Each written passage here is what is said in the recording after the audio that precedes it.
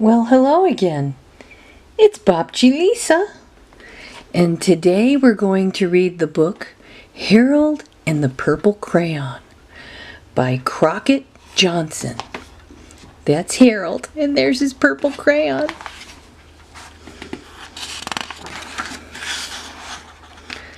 Harold and the Purple Crayon. One evening, after thinking it over for some time, Harold decided to go for a walk in the moonlight. There wasn't any moon, and Harold needed a moon for a walk in the moonlight. And he needed something to walk on. He made a long, straight path so he wouldn't get lost. And he set off on his walk, taking his big purple crayon with him. See, he made the moon and a path, and there's his purple crayon. But he didn't seem to be getting anywhere on the long, straight path, so he left the path for a shortcut across a field, and the moon went with him. The shortcut led right to where Harold thought a forest ought to be. He didn't want to get lost in the woods, so he made a very small forest with just one tree in it. It turned out to be an apple tree. The apples would be very tasty, Harold thought, when they got red. So he put a frightening dragon under the tree to guard the apples. It was a terribly frightening dragon. Yeesh, look at those teeth. It even frightened Harold. He backed away, and his hand holding the purple crayon shook. Suddenly, he realized what was happening. But by then, Harold was over his head in an ocean.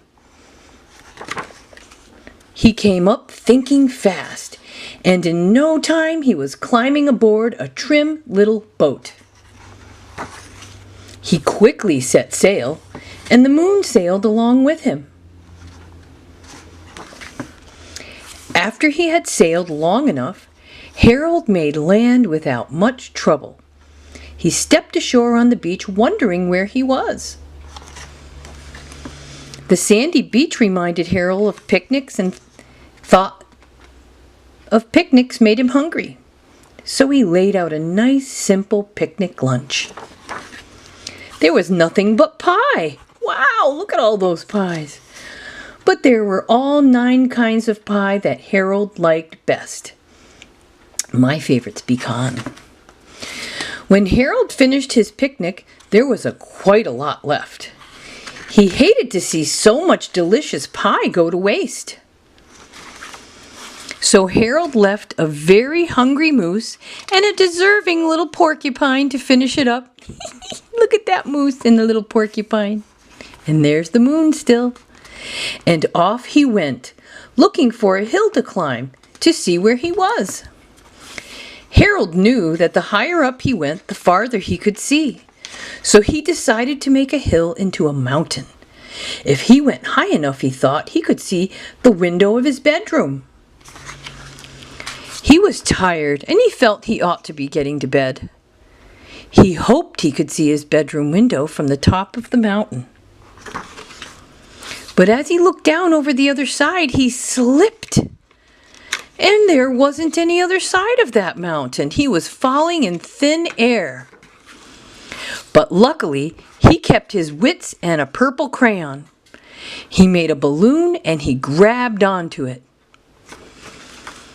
And he made a basket under the big balloon, enough to stand in.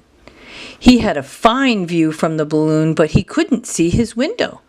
He couldn't even see a house.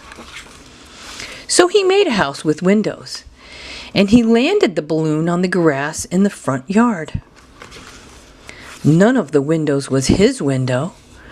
He tried to think where his window ought to be. He made some more windows. He made a big building filled with windows. He made lots of buildings full of windows. He made a whole city full of windows.